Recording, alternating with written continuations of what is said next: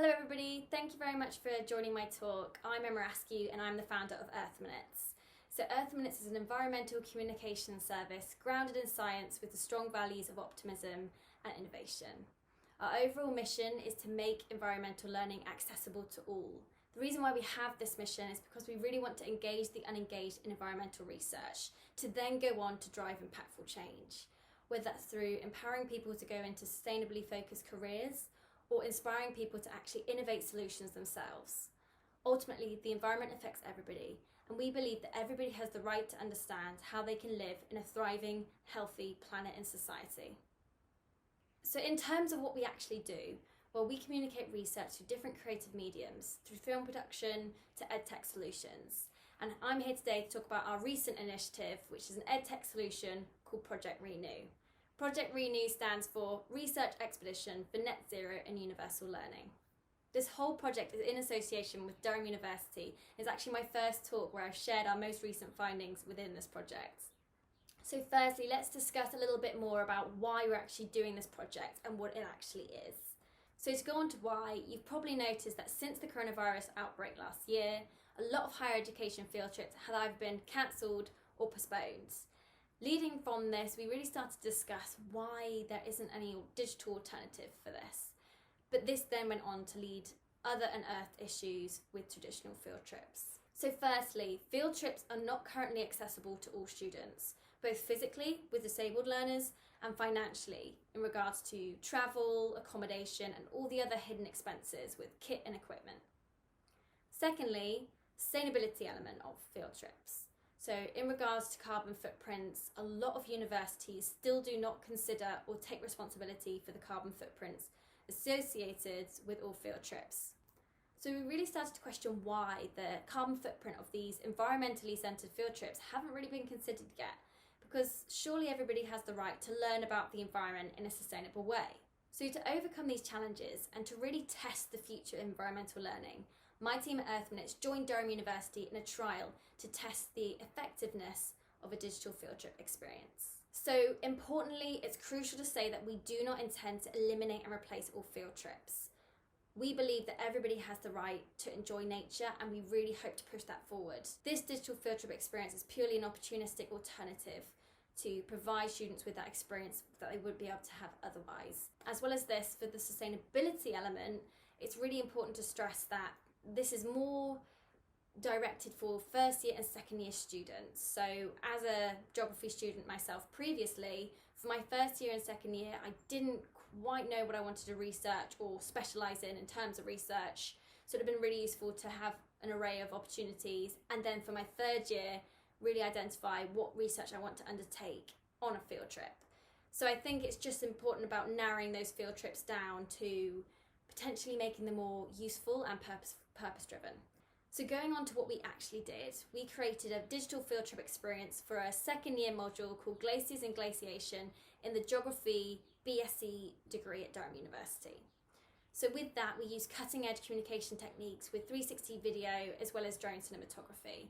We really wanted to immerse the student into the environment, to make it interactive, exciting, not just like the static educational content that you usually see. So our first step within the actual project was the pre-production phase, and we started investigating some background information about the general student opinion on field trips, accessibility, sustainability, and just their general use overall in geography. So in this next section, I'm actually going to give you a little bit of insight into this research and into our current findings. This was with 70 students within the Glaciers and Glaciology class at Durham University. However, by September, when our research report is actually going to be released, we're going to gauge more of a national opinion in terms of the student opinion. So the reason why we really did this was because we wanted to make an edtech initiative from students for students to really make it as effective as it can be. And as well as that, we're actually a young team ourselves, so we're all under the age of about 25, so we really feel that we have that unique direct connection with our student audience. So going on to the actual survey with the students, the first question we asked was, what is the top advantage of a field trip, local or abroad, to you? And the top answer out of those 70 students was that it contextualised course research. So the great thing about that is we really felt that we could actually achieve the same advantage with the digital version. Going on from that, the next question was, what is the top disadvantage of a field trip to you? And the two top answers that came in joint first were cancellations with poor weather and the pandemic. And secondly was cost, including the additional kit costs. But really interestingly, the second top answer came in as the carbon footprint. So this really indicated that there's definitely a certain drive as well for the students, maybe wanting a little bit more of a sustainable option. So going on from that, we asked the students, do you think field trips are as inclusive for all students as they could be, both physically and financially? So 61% of students said no to this. And this really proved quite significantly that students believe field trips could be improved.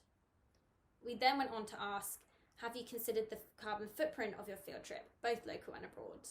And only 55% said yes. So this really proves to us that the conversation surrounding sustainability in field trips is really yet to be had in higher education. So lastly, we asked, as a student learning about the environment, do you feel that you have the responsibility to learn in a sustainable way? So actually 90% of students said yes to this.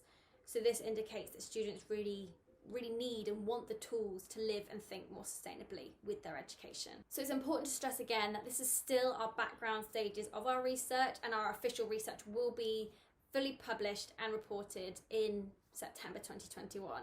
So you can stay tuned and you can get directly in touch if you want any updates or any early access. Also, if you are a student and you disagree or you want to add to some of those questions, please feel free to get in touch and you can have your say, whether it's through our survey or through some direct conversations within our discussion groups. We actually have a discussion group coming up next Tuesday, which is the 22nd. You can find our link on our website, and please join in and feel free to help us drive the future of environmental learning. So after this pre-production stage, we finally got to go on the expedition of the trial. And this was about a 1-week trip from the Northern Pennines to the Lake Districts in Northern England. So on this trip, I led a team of 3 lecturers, 2 student interns, and my production team at Earth Minutes. We really wanted a bigger team of students, but obviously with COVID, it's been totally restricted and we kind of had to face those challenges as we came to it. So ultimately, it's really important to stress that we want to lead this expedition with sustainable production techniques. We were trained by Albert BAFTA, and we made sure that all of our carbon emissions were limited at source, and ultimately carbon offsetting was our last resort. Again, as I mentioned previously, we used a variety of different communication techniques, and I'm going to lead you guys on to the introduction of our project RENU, so I hope you enjoy. In this RENU experience, the Earth Minutes team will be investigating the landscapes shaped by ice across the Northern Pennines to the Lake District. These landscapes, formed over 10,000 years ago, will be explored in chronological order. From this, we can better our understandings of glacier systems and their erosional and depositional landforms, as well as the wider implications on climate and society at a global scale. To begin, we'll be going to a site where the ice sheets were first initiated during a period known as the last glacial maximum. We'll then be going to a site shaped by the processes associated with deglaciation. Lastly, we'll venture the upland areas of the Lake District to explore a valley that experienced the very last glaciation, leaving behind the complex landscapes that we have at the present day. So with this, in respect to what we're actually doing with this trial currently, we're now moving into the research stage. So we've now got to the point where we've produced and edited all our different communication methods, and we're compiling them into a digital field trip platform. So going on from that, there's 4 main areas that we will be researching and investigating. One is the overall effectiveness of learning from this. The second one is the overall impact on accessibility, then impact on cost, and lastly, impact on carbon emissions. So then we're going to partner with 2 different organisations to drive our research report. One, Teach the Future, which is a student-led campaign to repurpose the education system and to drive further climate education and sustainable development within the curriculum as a whole. Second is a CIC named Black Geographers, which aims to make the journey into geography easier for Black students of all ages. So importantly, we really want to work with these 2 external organisations, because with Teach the Future, it gives us the opportunity to extend this beyond just the geography curriculum. And with Black Geographers, we have the opportunity to provide resources into higher education institutions, and we want to drive that fundamentally intersectional from the start. So what's next? Well, we'll be finalising and publishing our research report for Project RENU in September, And please get in contact if you want to get involved at any further stage. You can contact us at earthmins@gmail.com, and you can also contact us on our Instagram. So just as a final thought, Earth Minutes really aims to empower academic leaders and to encourage universities to lead by example, not only in climate action, but also in making their environmental learning accessible to everybody. Any support will be greatly appreciated, and thank you very much for listening today. Thank you.